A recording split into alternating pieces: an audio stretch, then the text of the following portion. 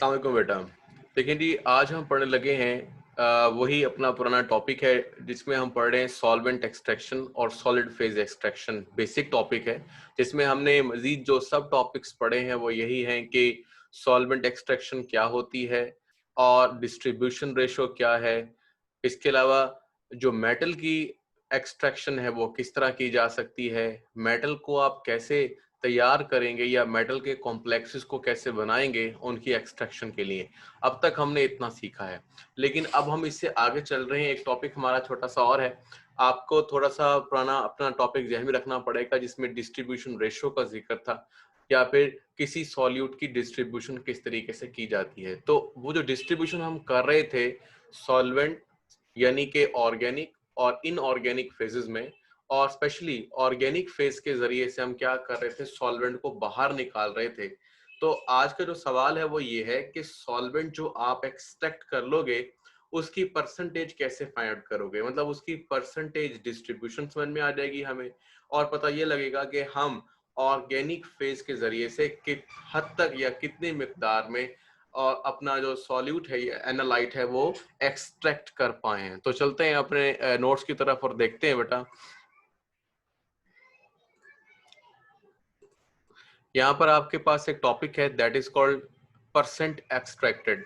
ठीक है, छोटा सा टॉपिक है, बड़ा नहीं है, लेकिन ये हमारा मैथमेटिकल पोर्शन है, इसको एहतियात से रखना चाहिए, समझ आनी चाहिए, क्योंकि जितना आपको मैथमेटिकल पोर्शन समझ में आएंगे इसका मतलब ये है, या आपको सिंपली बात है फार्मूला समझ में आएंगे तो आप कैलकुलेट भी कर सकेंगे। आपके पास जो आपका माइंड सेट होगा थोड़ा बड़ा हो जाएगा। मतलब थ्योरेटिकली तो चीज होती है, लेकिन जब हम उसको प्रैक्टिकली परफॉर्म करते हैं तो हमें फार्मूलाज की जरूरत पड़ती है या इस तरह की दूसरी चीजों की। बहरहाल चलते हैं जी अपने टॉपिक की तरफ। टॉपिक कुछ ये कहता है कि द डिस्ट्रीब्यूशन रेशियो, जिसको हमने पहले भी डी से शो किया था, अभी भी हम इसको डी से शो करेंगे, तो लिखता है is a constant independent of the volume ratio. ठीक है जी, जो डी था हमारे पास वो वॉल्यूम रेशियो पर डिपेंड नहीं करता था, ये थोड़ी सी एहतियात की बात है। उसमें हम ये पढ़ते थे, यानी उसमें हमारा ये मसला नहीं था कि आपने कितना सॉल्वेंट वन लेना है या कितना सॉल्वेंट टू लेना है, उसकी मिकदार से जो है वो कोई खास फर्क नहीं पड़ता था। हावेवर अगर आप चाहते हैं कि भाई उसको देख लें, डी को बेटा पुराने टॉपिक्स में देख सकते हैं, आपके पास उसकी जो वीडियोस हैं वो शेयर कर दी गई हैं। ठीक है, डिस्क्रिप्शन में भी लिंक होगा, वहां पे देख लीजिएगा। तो लिखता है however the fraction of the solute extracted will depend on the volume ratio. तो ये आपने अपने दिमाग में बैठा के रखनी है कि आज जो हम बात कर रहे हैं फ्रैक्शन, वो हिस्सा, कसर, कोई पार्ट, ठीक है, जो सॉल्यूट का आप एक्सट्रैक्ट करोगे वो डिपेंड करेगा on the volume ratio of the two solvents, के आपने कितना सॉल्यूट लिया है, सॉरी अपना उस सॉल्यूट को कितने सॉल्वेंट में लिया है। ये बात अहम है। सपोज कीजिए आपके पास एक ऑर्गेनिक लेयर है, एक इनऑर्गेनिक लेयर है, जैसे मैं कई दफा कह चुका हूं आपको। ठीक है, तो थोड़ा सा हम यहाँ पर देख भी लेते हैं किस तरह की बात कहना चाह रहे हैं। वैसे मैं पहले भी कह चुका हूं, लेकिन मैं अब थोड़ा दोहरा देता हूं आपके लिए कि सपोज कीजिए कि ये हमारे पास एक बीकर है।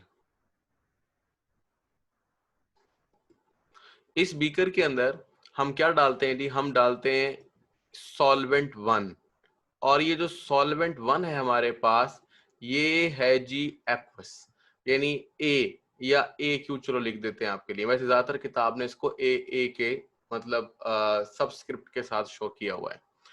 इस सॉल्वेंट जो कि पानी है के अंदर क्या है भाई, इसके अंदर हमारा एक सॉल्यूट है। ये सॉल्यूट हम एक्चुअली एक्सट्रैक्ट करना चाहते हैं, निकालना चाहते हैं, लेकिन पानी से डायरेक्टली नहीं निकाल पाएंगे। उसकी रीजंस पहले टॉपिक पे डिस्कस हुई थी। अब आप क्या करेंगे, अब आप ऐसा करेंगे, इसमें एक और सॉल्वेंट डालेंगे, जो सॉल्वेंट आपके पास ऑर्गेनिक है। ठीक है, ये ऑर्गेनिक सॉल्वेंट है, इसको किताब ने ओ से शो किया है, फिलहाल मैं इसको ओ आर से शो कर रहा हूं। अब होगा क्या कि जो आपके पास मौजूद है सॉल्यूट, या फिर वो कंपोनेंट, या आप कह लें एनालाइट जिसने डिस्ट्रीब्यूट होना है, वो आहिस्ता आहिस्ता जब आपसे हिलाएंगे, शेक करेंगे, तो बेटा वो एक्वस लेयर से निकलकर ऑर्गेनिक लेयर में आ जाएगा, हत्ता कि इन दोनों के दरमियान एक इक्विलिब्रियम भी बनेगा। इस इक्विलिब्रियम के बाद या इस तरह से डिस्ट्रीब्यूट होने के बाद कुछ मिकदार ऑर्गेनिक में। फॉर एग्जाम्पल हम कहते हैं 2 हिस्से ऑर्गेनिक लेयर में और 1 हिस्सा एक्वस लेयर में आ जाएगा। ठीक है, अगर पहले मिकदार मिसाल के तौर पर 3 ग्राम थी तो 2 ग्राम ऑर्गेनिक में चली जाएगी और 1 एक्वस में चली जाएगी। ये हमारे पुरानी बातें हैं जो हम ऑलरेडी कर चुके हैं। जो हमारा आज का बेसिकली टॉपिक होगा वो ये होगा कि अगर ऐसा करें, देखिए पहले मैं दोबारा दोहराता हूँ। फर्स्ट लाइन ये कहती है कि जो डिस्ट्रीब्यूशन है इसका कोई खास ताल्लुक नहीं है। मतलब हम डिस्ट्रीब्यूशन रेशो लेते हैं, डिस्ट्रीब्यूशन एक अलग चीज है, डिस्ट्रीब्यूशन रेशो एक अलग चीज है। रेशो से मुराद है ऑर्गेनिक लेयर को जिसके अंदर आपका सोल्यूट हल हुआ है वो मिकदार डिवाइड कर दी जाए उस मिकदार से जो एक्वस लेयर में हल हुआ है। ठीक है, इसी बुक में ऊपर की जाने बटा क्या है टॉपिक्स दिए हुए हैं। जिन लोगों के पास अगर बुक नहीं है तो लिंक मैं इसके डिस्क्रिप्शन में दे दूंगा और अपने व्हाट्सएप ग्रुप पे भी बेटा दे दूंगा आपको। तो आप लोग ने क्या करना है उसको डाउनलोड कर लेना है। वैसे उम्मीद है सबके पास होगी। तो वहां पर डिस्ट्रीब्यूशन को आप देखें दोबारा से। फिलहाल वो हमारा टॉपिक नहीं है डिस्ट्रीब्यूशन रेशो का। अब जो हमारे पास सवाल ये है, जो आज का क्वेश्चन है वो ये है कि अगर हम ऑर्गेनिक लेयर को थोड़ा इस्तेमाल करने की बजाय अगर ज्यादा डाल दें तो क्या होगा भाई? ठीक है ना, उसमें क्या फर्क आएगा, कितना फर्क आएगा? हमें ऑर्गेनिक लेयर को बढ़ा देना चाहिए या यही जो प्रोसेस है थोड़े ऑर्गेनिक लेयर के साथ या ऑर्गेनिक कंपाउंड के साथ रिपीट करना चाहिए? इन सब सवाल के जवाब आपको यहाँ पर मिलने वाले हैं। ठीक है, तो अब वो लिखता ही है, मैं दोबारा से बात आपको कहने लगा हूं, जहां से छोड़ा था वहां से आगे पढ़ें। If a larger volume of, यानी अगर आप ज्यादा मिकदार इस्तेमाल करते हैं ऑर्गेनिक सॉल्वेंट की is used, more solute must dissolve in this layer to keep the concentration ratio constant and to satisfy the distribution ratio. अब आपको कुछ बात समझ में आ गई होगी लेकिन मैं भी दोहरा देता हूं। ठीक है, वो बात ये है कि मिसाल के तौर पर अब आप ये कहने लगे हो कि आपने इनऑर्गेनिक लेयर में अपना सॉल्यूट डाला हुआ है, ऑर्गेनिक लेयर में भी अपना सॉल्यूट डिस्ट्रीब्यूट कर लिया है। अगर आप ऑर्गेनिक लेयर की मिकदार बढ़ा देंगे तो खुद सोचें कि सॉल्यूट की मिकदार को ऑर्गेनिक लेयर में हल होना ज्यादा चाहिए। ठीक है ना, ताकि वो, क्योंकि आपने ऑर्गेनिक लेयर बढ़ा दी है भाई, ऑर्गेनिक लेयर के बढ़ाने से जाहिर सी बात है हर एक चीज में कुछ आप इस तरह अंदाज में सोच लीजिए कि एक सैचुरेशन पॉइंट होता है, यानी एक सॉल्वेंट सॉल्यूट की एक मखसूस मिकदार हल कर पाता है उसके बाद सॉल्यूट सॉल्वेंट में बैठ जाता है। ठीक है ना, और मजीद मतलब हल नहीं होता। लेकिन अगर आप सॉल्वेंट की मिकदार ही बढ़ा दें तो फिर पॉसिबल है कि सॉल्यूट की मिकदार मजीद हल हो जाएगी। और यहाँ पर भी ऐसा होता है कि सॉल्यूट की मिकदार यानी सॉल्वेंट की मिकदार आप जितनी ज्यादा बढ़ाते जाएंगे उतना ही क्या होगा, सॉल्यूट की मिकदार बेटा वहां पर क्या होगी, मजीद बढ़ जाएगी। अब ये वाली बात थोड़ी सी एफएससी स्टूडेंट्स के लिए जरा मुश्किल होती है समझना, क्योंकि उन्हें हम वहां ये समझाते हैं, बाकायदा तौर पर वहां पे शॉर्ट क्वेश्चन भी है कि बजाय इसके कि ऑर्गेनिक लेयर की एक बड़ी मिकदार इस्तेमाल करने के हम छोटी छोटी मिकदारों के साथ रिपीटेड एक्सट्रैक्शन करें तो हम अच्छा डिस्ट्रीब्यूट कर पाएंगे या कह लीजिए अच्छा एक्सट्रैक्ट कर पाएंगे। ये बात हम असल सिखाते हैं। लेकिन आज हम आपको बता रहे हैं कि नहीं, अगर ऑर्गेनिक लेयर बढ़ा ली जाए तो सॉल्यूट की मिकदार ज्यादा एक्सट्रैक्ट की जा सकती है।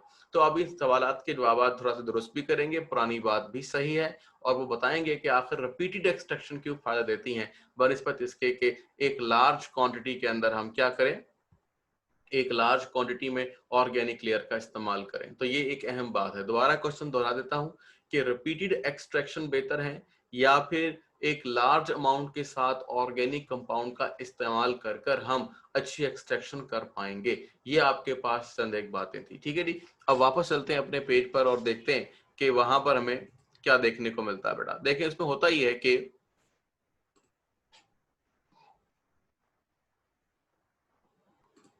अब तक हमने ये पढ़ लिया है यहां तक,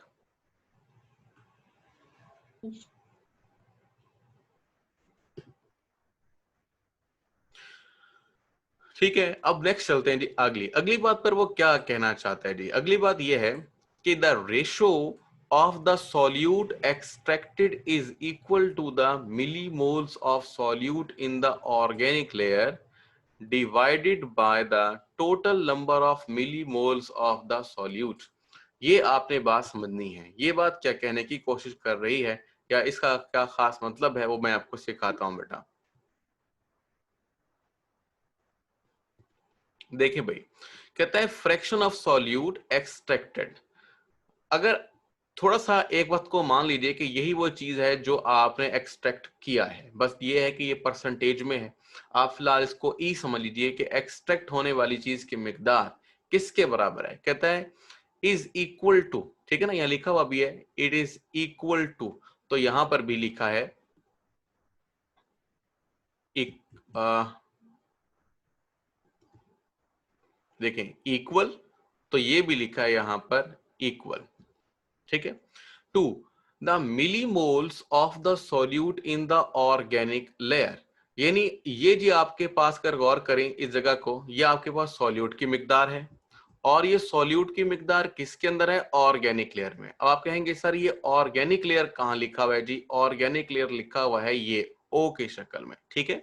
मैं थोड़ा सा कलर्स में चेंज कर देता हूं, आपको समझ में आ जाएगी बात। ये देखें ओ, जब भी ओ लिखा होगा तो इसका मतलब कुछ यूं होगा कि सॉल्यूट की मिकदार जो ऑर्गेनिक लेयर में है, और वी नॉट से मुराद ये है कि वो ऑर्गेनिक फेज का, ऑर्गेनिक सॉल्वेंट कह लीजिए का जो वॉल्यूम है वो कितना है। तो ये आपके पास एक तरह का पूरा सोल्यूशन हो गया, इसमें वॉल्यूम भी दिया हुआ है और उसमें मौजूद सॉल्यूट की मिकदार भी दी हुई है। सॉल्यूट की मिकदार ये रही, concentration of solute in the organic phase as well as the volume of the organic phase. ये तो हो गई एक बात। जैसे कि हम कहते हैं ना, जब हम मालूम करते हैं सपोज कीजिए आपके टोटल मार्क्स, तो क्या लिखते हैं, ऊपर लिखते हैं ऑब्टेन मार्क्स, नीचे लिखते हैं टोटल मार्क्स।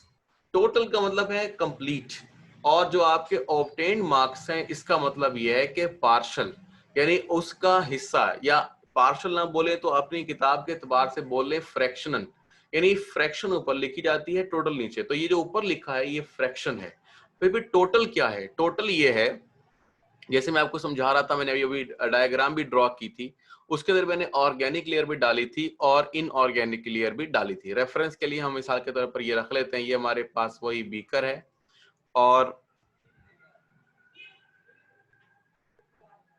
इसके अंदर हम क्या डाल देते हैं, ये हमारे पास वही इनऑर्गेनिक लेयर है और एक हमारे पास ऑर्गेनिक लेयर है, ठीक है। अभी जो हमने बात की है वो कुछ यूं की है कि जो हमारा सॉल्यूट है, सपोज कीजिए ये हमारा सॉल्यूट है, ठीक है, जो ऑर्गेनिक लेयर में हल हुआ है वो यही शो हो रहा है, ये रहा जी, ठीक है।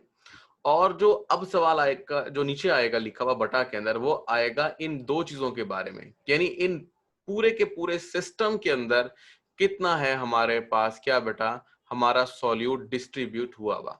तो इसको हम यहाँ पर शो कर रहे हैं कैसे, ये देखेंगे इस तरह से, वही चीज जो ऊपर लिखी है दोबारा, यानी ऊपर की जाने ऑर्गेनिक फेज में कितना सॉल्यूट हल हुआ है, जो मैं यहाँ पे हाईलाइट भी कर रहा हूं, ये जी यहाँ पर दिखाया गया है, ठीक है। अब जो नेक्स्ट बात है वो नीचे वाली है, यानी एक्वस लेयर के अंदर अगर बात की जाए तो हम कहेंगे कि ये है जी एक्वस लेयर। अब आपको बात समझ में आ गई होगी, सॉल्यूट की वो मिकदार जो एक्वस लेयर में है, सॉल्यूट की वो मिकदार जो एक्वस लेयर में है, और इस पर जो वॉल्यूम है वाटर का या एक्वस लेयर का वो VA है। तो अब आपको ऊपर और नीचे वाली कहानी समझ में आ गई, यानी ऊपर मुराद है फ्रैक्शन, सिर्फ ऑर्गेनिक लेयर के अंदर सॉल्यूट की मिकदार, और नीचे क्या है, total organic plus inorganic volumes में सॉल्यूट की मिकदारें।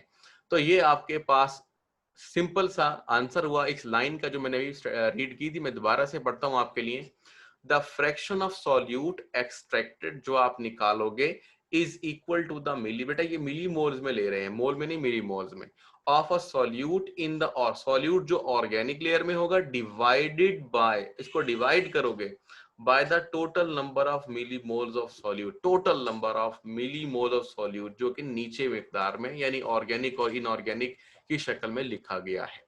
ये था जी सिंपल सा एक तरीका कार जिसमें आपने इस फार्मूला को समझा है। देखिए बेटा, फार्मूला को रट्टा लगाना एक अलग बात होती है, फार्मूला को याद करना एक अलग बात होती है, ठीक है जी। तो फार्मूला को याद तो आपको तभी कर पाएंगे जब आपको उसकी सेंस होगी कि भाई उसमें है क्या, उसकी कंसेप्ट के बारे में। लेकिन रट्टा लगाने से मुराद होता है कि आपने वैसे आपने एक फार्मूला याद किया हुआ है, आपको कुछ मालूमात मिल जाएगी, आप जवाब निकाल पाएंगे। ठीक है, कुछ दोनों चीजें अपनी अपनी अपनी हैसियत में कहीं ना कहीं फायदेमंद भी साबित होती हैं। बहरहाल वो फिर एक अलग बात है। अब लास्ट बात हम कर लेते हैं इसी फार्मूला में, वो ये, अब तक मैंने बात की थी बेटा ई की, लेकिन अगर आप यही ई की बजाय परसेंटेज ले लेंगे, एक्सट्रैक्शन ले लेंगे, भाई 100 अगर हिस्से हों तो कितना एक्सट्रैक्ट हुआ, तो आपको इसी फार्मूला को मल्टीप्लाई करना पड़ेगा 100 से। अगर आप 100 से मल्टीप्लाई कर देंगे, अब आपके पास जो आंसर आएगा, जैसे आपके मिसाल के तौर पर परसेंटेज मार्क्स निकालने होते हैं, तो आप क्या करेंगे, मल्टीप्लाई बाय 100 भी करते हैं, obtained over total multiply by 100, बिल्कुल, ताकि परसेंटेज में आंसर आए। इसलिए हमारा भी आंसर अगर हम परसेंटेज में निकालना चाहते हैं तो मल्टीप्लाई बाय 100 करेंगे। तो ये था सिंपल सी, मतलब किसकी वजाहत, परसेंट की भी।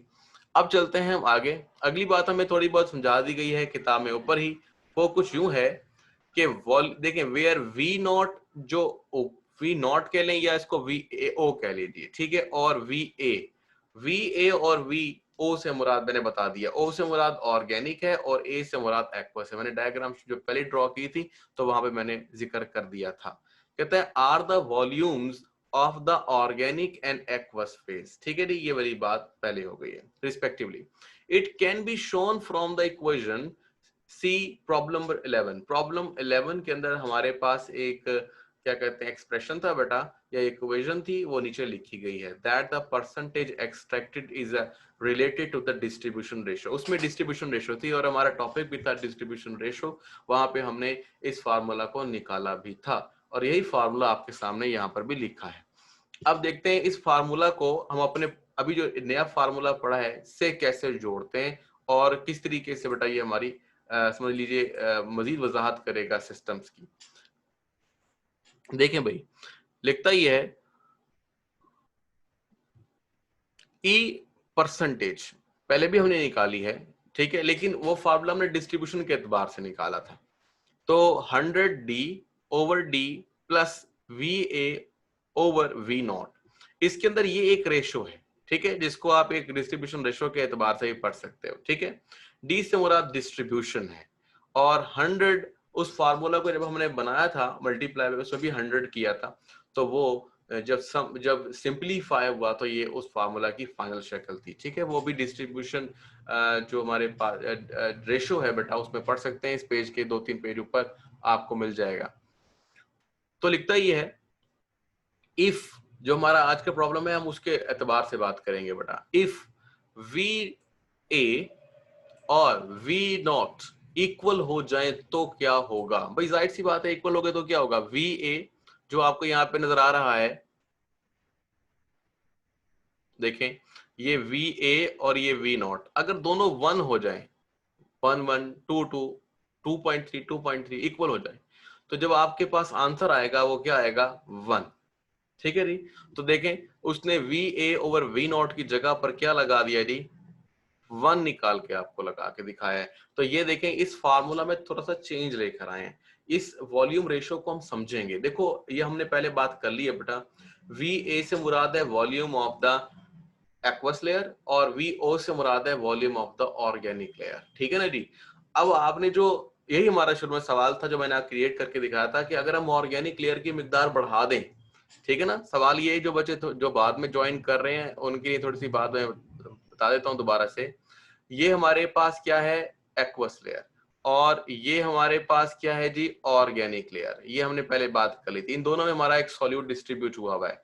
आज का सवाल ये है कि अगर ऑर्गेनिक लेयर की मिकदार बढ़ा दी जाए तो क्या अच्छी एक्सट्रैक्शन होगी, ज्यादा होगी, कम होगी, परसेंटेज एक्सट्रैक्शन क्या रहेगी, ये हमारा सवाल है। और जो हमारा सॉल्यूट था जो मैं बार बार बना रहा हूं कि वो सॉल्यूट ऊपर ज्यादा चला जाएगा या कम जाएगा या एक खास रेशो में रहेगा, क्या चीज फायदेमंद रहेगी कि रिपीटेड एक्सट्रैक्शन करें या ना करें। बहरहाल अभी अब आपको जवाब मिलने वाले हैं। तो यहां नेक्स्ट में वो कहता है in the case of equal volume, अगर वॉल्यूम इक्वल हो गए, the solute can be considered quantitatively retained in the aqueous phase. तो हमें ज्यादा ये मिलेगा कि एक्वस फेज के अंदर हमारा सॉल्यूट रहेगा और ऑर्गेनिक लेयर में नहीं जाएगा। If D is less than 0.001, अगर D की मिकदार कम हो जाए, देखें बेटा, और या कहिए डिस्ट्रीब्यूशन कम हो जाए। अगर हम बात करते हैं,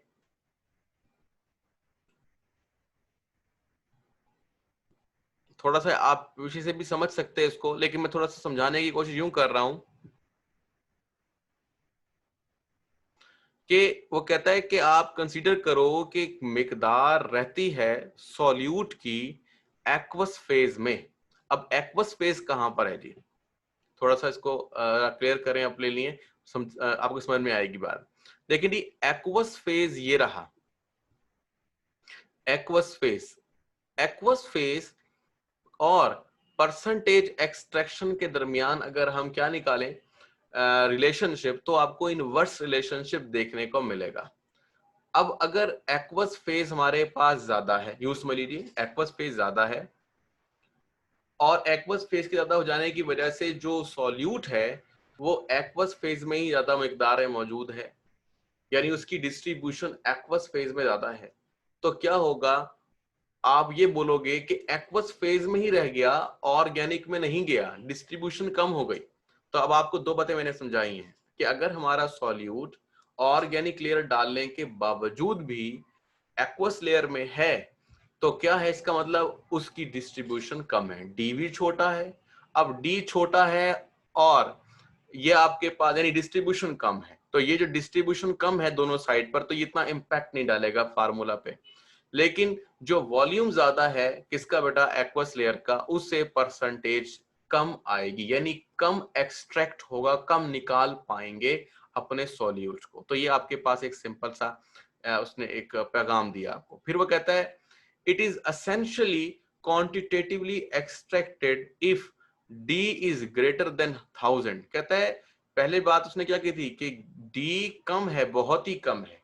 अब दूसरी बात में वो ये कहने की कोशिश कर रहा है कि डी भाई अब ज्यादा है, 1000, डिस्ट्रीब्यूशन ज्यादा है। इसका मतलब ये है कि जो हमारा सॉल्यूट है वो नीचे वाली लेयर से निकलकर कहां गया है,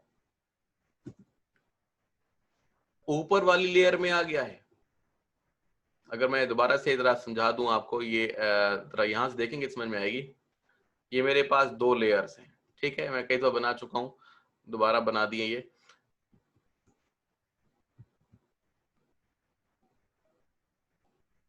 ये बेटा बीकर है, सही है। अब देखें, पहले हमारा जो सॉल्यूट था वो कहां था जी, वो था नीचे, सारा नीचे था, ऑर्गेनिक लेयर नहीं थी, या ऑर्गेनिक लेयर में डिसोसिएशन ही नहीं थी, या डिजोल्व ही नहीं हुआ था। ठीक है, वैसे आप कोशिश कर लें, ऑर्गेनिक लेयर कम थी बहुत ही, किससे, वाटर से। फिर क्या हुआ, आपने ऑर्गेनिक, और इस पर तुम्हारी ये कंडीशन पहली वाली है बेटा जो समझा कर आए हैं आपको, कि इसमें एक्सट्रैक्शन भी कम होगी, इसके अंदर डिस्ट्रीब्यूशन रेशियो भी थोड़ी रहेगी, इसमें जो एक्वस लेयर है उसमें सॉल्यूट की मिकदार भी ज्यादा रहेगी। अब आपने क्या किया, अब आपने डाल दिया जी वाटर, तो सॉरी अपना ऑर्गेनिक लेयर वाटर पर। अब क्या होगा जी, ऊपर जाना शुरू करेगा, किसमें, ऑर्गेनिक लेयर में सॉल्यूट हल होने लगेगा। अब जितना ज्यादा वो सॉल्यूट ऊपर चला जाएगा, जितना ज्यादा ऊपर चला जाएगा, और नीचे से वो जितना बेटा कम होता चला जाएगा। जैसे मैं यहां से कम कर रहा हूं, देखें ये कम हो गया। अब क्या हुआ, ज्यादा से ज्यादा कहां चला गया, ऊपर।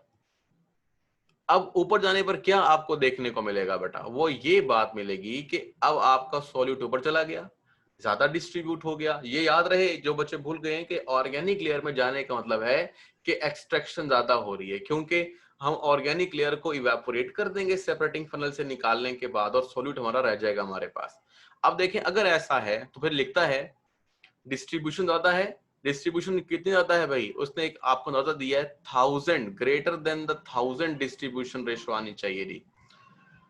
The percent extracted changes from 99.5 to 99.9 when D is increased from 200 to 1000।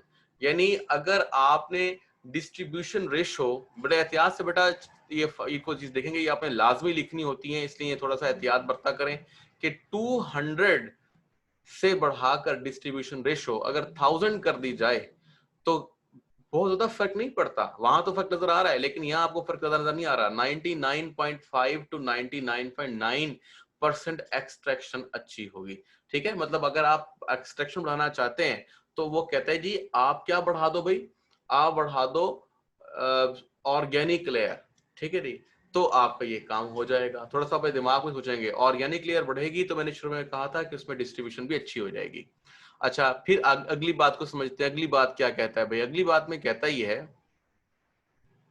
अब हमें एक छोटा सा यहाँ पर क्वेश्चन है बेटा, उसको हल करना है।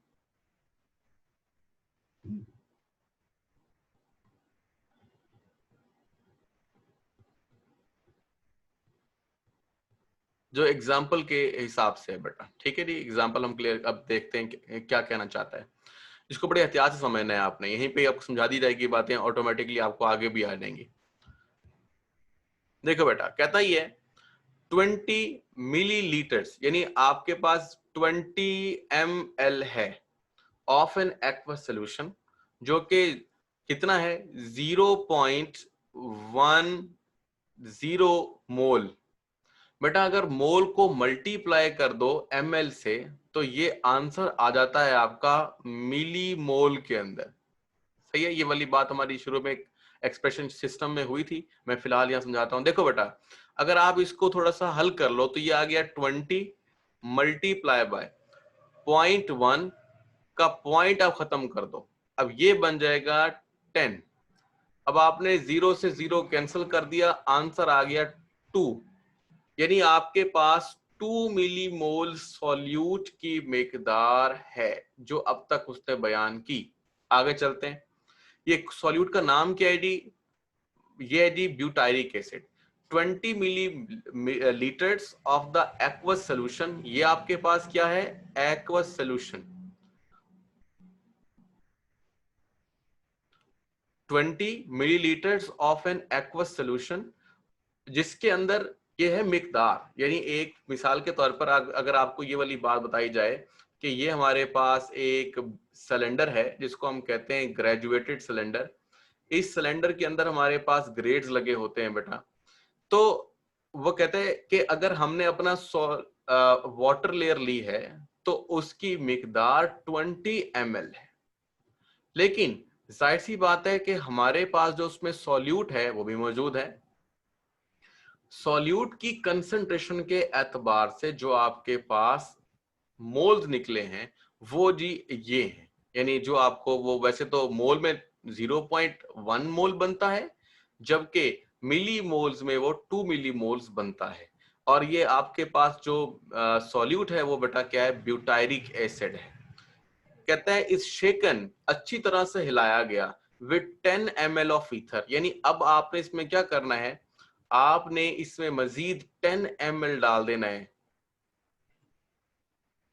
ये मैं यहां दिखा देता हूं, 10 ml डाल देना है आपने। क्या? Organic layer. ये आपके पास 10 ml है। अब जो हमारे पास टोटल सॉल्यूट है, अपने दिमाग में रखेंगे, वो कितना है जी? वो आपके पास सिर्फ 2 मिली मोल्स है। ठीक है, 2 मिली मोल्स है। मिली मोल में इसलिए ले रहे हैं क्योंकि ऊपर हमने जो फार्मूला पढ़ा है इसमें हमने जो लिखा है ना परसेंटेज एक्सट्रैक्शन, वो मिली मोल के एतबार से, इसलिए इसको मिली मोल में कन्वर्ट कर लिया। तो मिली मोल्स की कुल मिकदार 2 मिली मोल्स है। अब वो मिली मोल जाहिर सी बात है हल होना शुरू होंगे किसके अंदर? ऑर्गेनिक लेयर में। तो ये अपने दिमाग में रखेंगे। After the layers are separated, बेटे पहले तो इन लेयर को डाल के अच्छी तरह हिलाते हैं, शेक करते हैं, खूब सारा हिलाते हैं, ताकि जितना सॉल्यूट दोनों सॉल्वेंट्स में हल होने की सलाहियत रखता है वो हो जाए। फिर इट इज डिटरमिन्ड बाय, और हम फिर कुछ जब हमने क्या किया, उसको हिला दिया, रख दिया, रखने के बाद ऑर्गेनिक लेयर इनऑर्गेनिक लेयर से अलहदा होकर दो लेयर्स की शक्ल इख्तियार कर जाती हैं, तो फिर हम सेपरेटिंग पैनल से दोनों लेयर्स को सेपरेट करते हैं और फिर हम देखते हैं टाइट्रेशन के जरिए से, क्योंकि हमारे पास एसिड था तो एसिड बेस्ड टाइट्रेशन कर कर हम एसिड की मिकदार मालूम करते हैं जी। तो वो कहता ये है कि that is 0.5 millimole butyric acid, वो है जो क्या हो गया है बेटा? कहता ही है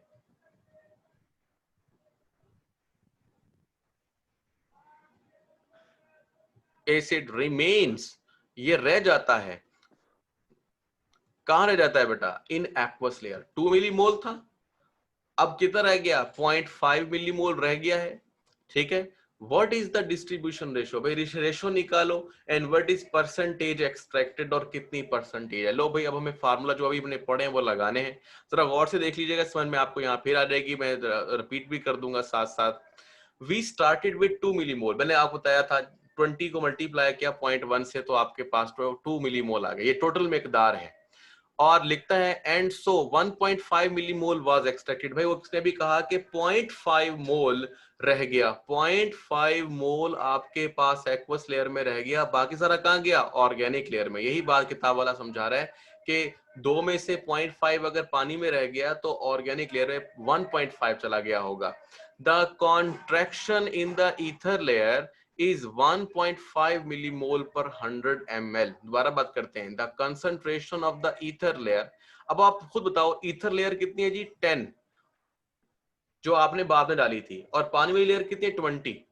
तो ईथर में कितना है जी, 1.5 मिलीमोल पर ml। अब आपने कुछ यूं सोचना है कि आपके पास ये जो मिली है ये इस मिली से कट गया, अब क्या रह गया आपके पास, मोल पर लीटर।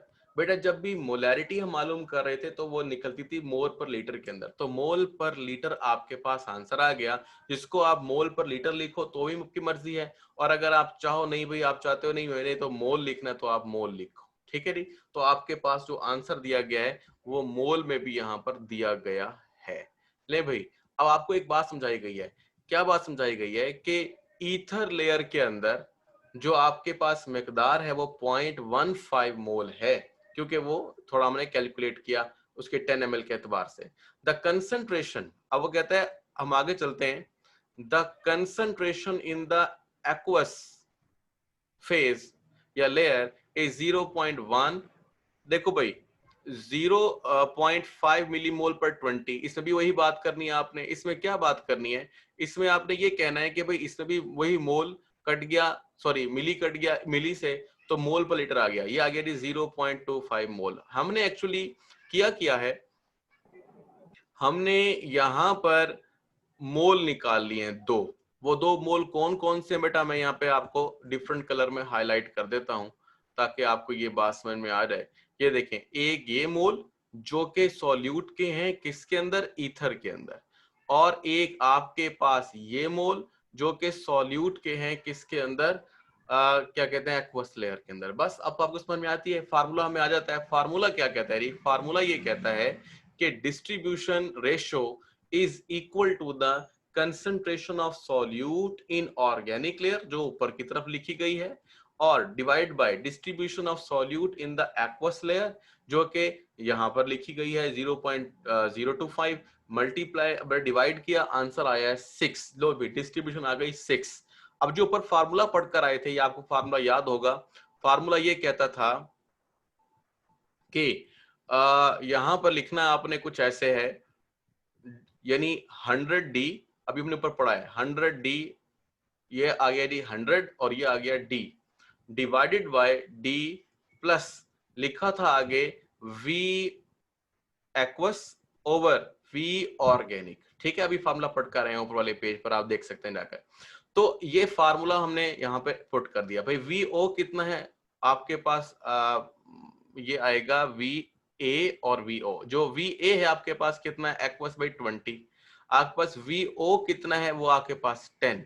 इस तरह आपने सारी वैल्यूज को यहाँ पुट कर दिया, और पुट करने के बाद आपके पास आंसर आ गया जी। आंसर कितना आ गया आपके पास, ये है 75%। यही बेटा हमने यहाँ पर निकालना था कि भाई कितना परसेंटेज आप निकाल पाएंगे, ठीक है जी। ये मैंने थोड़ा सा यहाँ पे हाईलाइट करके ही बता दिया है। अब जो आखिरी सवाल का हिस्सा है, परसेंटेज भी निकालनी आ गई आपको, डिस्ट्रीब्यूशन रेशो भी निकालनी आ गई, जो लास्ट पार्ट है वो आपके पास आ रहा है। वो क्या है जी, जो एक्चुअली सवाल का जवाब था जो मैंने शुरू में आपसे किए थे, वो ये था, इक्वेशन हमें बताती है that the fraction extracted can be increased, extraction can be increased by the ratio of VA over V naught। यह है जी VA over V naught। कहता है for example by increasing the organic phase volume however more, देखिए हमने organic layer अभी कितनी ली है 10 ली थी ईथर की। अगर हम 10 की बजाय 20 ले लें, 30 ले लें, तो ऑटोमेटिकली उसके अंदर सॉल्यूट की कंसंट्रेशन बढ़ने लगेगी। जवाब 6 ही रहेगा हमेशा। 6 करने के लिए क्या करना पड़ेगा, इस मिकदार को बढ़ाना पड़ेगा डिस्ट्रीब्यूशन रेशियो में। शुरू में ये सिखाया था कि distribution ratio is independent on the volume, ठीक है। अच्छा बहरहाल इसको छोड़े, आगे चलते हैं। लिखता है ये हाउएवर अ मोर एफिशिएंट वे, अब अच्छा तरीकाकार क्या है of increasing the amount extracted. अगर आप परसेंटेज एक्सट्रैक्शन बढ़ाना चाहते हैं तो क्या करें, the same volume of organic solvent, आप 10 ml ही रखें ऑर्गेनिक लेयर को, बढ़ाएं ना। तो फिर क्या होगा, तो लिखता ही है for example with D of the 10, यानी 10 रहने दें, मिसाल के तौर पर d10 रहने दें, और V A over V naught is equal to 1। अगर ये चीज 1 आ जाए बराबर बराबर, और डी की मिकदार सपोज कर लीजिए 10 हो जाए, तो क्या होगा, the percent extracted is about 91%। बेटा ये आखिरी जुमले इंतहाई कीमती हैं, इनके ऊपर बस आपने एहतियात से ध्यान देना है। वो यही है, मेरा ख्याल टाइम खत्म होने वाला है, लेकिन ये कि आप इसको बेटा देख लें वन टाइम, कि अगर ये जो हमने एग्जाम्पल दी है, मैं थोड़ा सा इसको हाईलाइट कर देता हूं।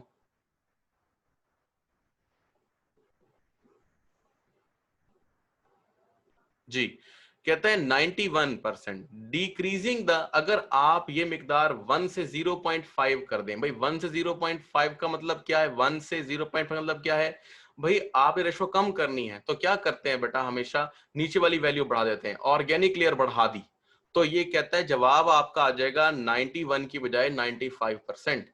और अगर आपने इसको 1 से बढ़ा दिया तो क्या आ जाएगा 99%। But performing two successive extraction with 1 would be an overall extraction of 99%। मैं थोड़ा सा आपको यहाँ पर बताता जाता हूं, और हमारे पास तकरीबन टाइम खत्म भी हो रहा है। देखें बेटा, वो कह रहा है कि अगर आप के पास एक्सट्रैक्शन 91% आई है एक ऑर्गेनिक लेयर की वजह से, अगर आप ऑर्गेनिक लेयर को बढ़ा दोगे तो उसकी परसेंटेज एक्सट्रैक्शन पहुंच जाएगी 91 से 95। ओके, अगर वो कहते हैं हम बढ़ाएं ना, बल्कि रिपीटेड एक्सट्रैक्शन करें थोड़ी मिकदार के साथ ही, तो क्या होगा, वो जो परसेंटेज एक्सट्रैक्शन है वो 91 से 99 पर पहुंच जाएगी। मतलब 91 से 95 जाएगी अगर ज्यादा ऑर्गेनिक लेयर रखो, लेकिन 91 से 99 पे चली जाएगी अगर बार बार करो। तो बार बार करना ज्यादा बेहतर रहता है। तो बहरहाल यहाँ तक हमारा बेटा सवाल जो है वो तकरीबन एंड हो गया है, ठीक है। बाकी इसको मैं अपलोड भी कर दूंगा, साथ साथ आपसे देख लीजिएगा। कोई क्वेश्चन हो तो बेटा व्हाट्सएप ग्रुप पे करें और अपने असाइनमेंट्स जमा कराएं। ठीक है जी, अल्लाह हाफिज।